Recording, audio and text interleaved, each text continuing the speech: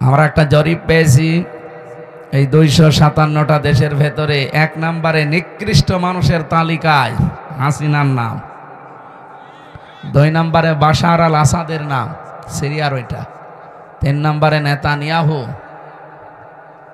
ইসরায়েলের ওইটা, 4 নম্বরে আশরাফ ঘানি ওটা পালিয়েছে যেটা। আমার মনে হয় যেগুলোর নাম দেখলাম এসবগুলোর ভেতরে পালানো লোক বেশি। হাসিনা পালিয়েছে, আশরাফ ঘানি পালিয়েছে, আসাদ পালিয়েছে, নেতানিয়াহু এখনো পালায়নি, ও শয়তানও পালাবে। যদি দেশ থেকে না পালায় পৃথিবী থেকে পালাবে ইনশাআল্লাহ। এই কথা বলেন না কেন? গাজায় যে অবস্থা করেছে, ফিলিস্তিনে যে অবস্থা করছে, বলেন এই মানুষগুলোকে আমির হামজা, এ হাফিজুর রহমান, এ মাওলানার নাম কি, হ্যাঁ, ইব্রাহিমের ছেলে, তারা যে শিশুগুলোকে মেরে ফেলছে, আমার শরীরের ভেতরে রক্ত আমার বাবা রিয়াজউদ্দিনের, আর রিয়াজউদ্দিনের শরীরে রক্ত জাহান আলী সর্দারের, এই শেষ, যারা কেউ আগে পরে কিছুই নেই। অথচ ফিলিস্তিনে, গাজা, এ সমস্ত ছেলে মেয়েদের শরীরে রক্ত সুলাইমান আলাইহিস সালামের, দাউদ আলাইহিস সালামের, মুসা আলাইহিস সালামের। আপনি টের পাচ্ছেন কি বলছি? গোলাপের পাপড়ির মতো এই ছোট্ট ছোট্ট বাচ্চাগুলোকে দুনিয়া থেকে বিদায় করে দিচ্ছে এই শয়তানগুলো। আবার মানবতার কথা বলে এরা। এই জন্য যারা বানিয়েছে এগুলো তো এমনি বানায়নি, অনেক কিছু চিন্তা ভাবনা করে কার দ্বারা মানবতার ক্ষতি বেশি হয় এগুলো দেখে তারপরে তালিকা বানিয়েছে। আমার আফসোস ছিল না তালিকা আরো 14টা বানাক, কিন্তু 1 নম্বরের নাম আমাদের হাজী সাহেবের আসবে।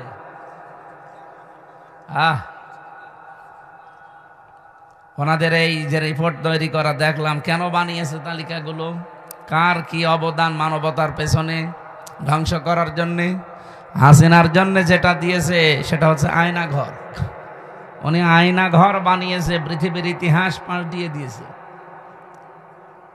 হ্যাঁ, জাহেলি যুগে তারা কষ্ট দিয়েছে, কিন্তু এইরকম কষ্ট আজ পর্যন্ত পৃথিবীতে কেউ কাউকে দেয় যারা তালিকা বানাচ্ছে তারা আজও পায়নি।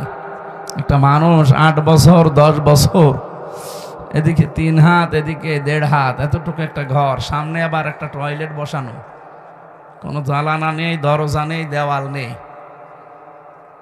ওই যে বসে আছে ওর সামনে আপনাকে টয়লেট করা লাগবে।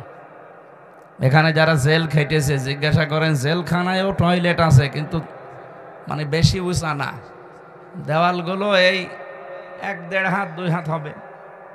আপনি বসলে দেখা যায় না, দাঁড়ালে দেখা যায়। এইরকম সিস্টেম থাকলে কি টয়লেটই হয়?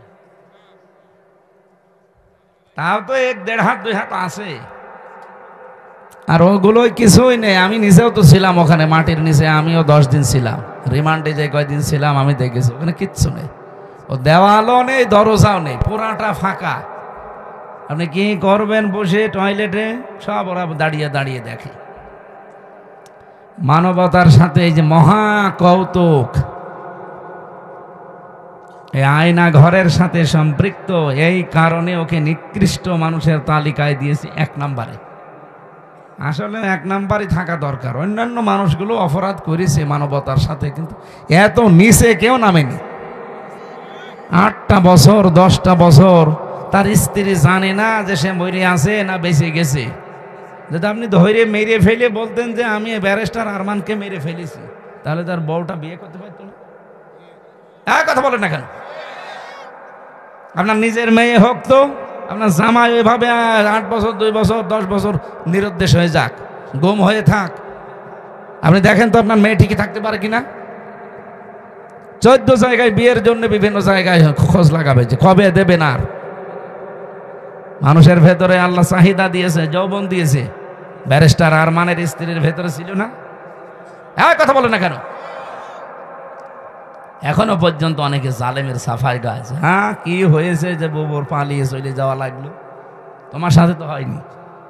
তোমার বাবারে যদি ওইভাবে 8 বছর 10 বছর আটক করে রাখতো আর না বলতো, তুমি তখন টের পেতে যে কি হয়েছে। একটা মানুষকে নিয়ে যে নিরুদ্দেশ করে রেখে দেয়, জানে না কেউ আমি বলেছি ভাই মেরে ফেল। এটা আমার ভার্সিটির দুইজন ছেলেকে, শাহ ওয়ালিউল্লাহ আর মোকাদ্দাস ভাই, দুইজনকে নিয়ে গেছে, আজ প্রায় 9 বছর হয়ে গেল। কি অপরাধ তাদের? তারা তো ছাত্র। আপনার 9টা বছর তার মা বাবার কাছে যাওয়া যায় না। আমি একজনের বাবার কাছে গিয়েছিলাম, হামাও করে কেঁদে জড়িয়ে ধরে। তারাও এক বাপের এক ছেলে। এই গুম, এই শব্দটা যে কত নিকৃষ্ট আর কত ভয়ঙ্কর! এটা মানুষ বেঁচে আছে আশায় আশায়, তাও স্ত্রী সময় পায় করতে পারে। আমরা দেখছি এখন বিডিআররা 16 বছর পরে কেউ বের হচ্ছে, তার স্ত্রী মাত্র 14 দিনের সংসার এখনো টিকে আছে। সেই মহিলা এই 14 দিনের সংসার করে টিকে আছে, সন্তানাদি তো হয়নি। 16 বছর পার হয়ে গেছে, ও আশায় আছে যে না, আমার হাফিজ আবার আসবে। আপনি নিজেকে ওই জায়গায় দাঁড় করিয়ে বলেন বাস্তবতা কত কঠিন। আমার ম্যাডামকেও তো আমার থেকে 3টা বছর আলাদা করে রেখে দিল। আমার 2টা মেয়ে ছিল, তারাও 3 বছর আলাদাই। পুরা 3 বছর আমি মাত্র একবার দেখেছি তাদের। তাও তো তারা জানতো যে বাইসে আছে, অন্তত হাসিনা পড়ে গেলে হয়তো বের হবে। কিন্তু ব্যারিস্টার আরমানের দিকে তাকান, তার স্ত্রী যুবতী একজন মেয়ে, বিয়েও করতে পারে নাই। স্বামীর আশায় আশায় কাটিয়ে দিয়েছে প্রায় 8 বছর।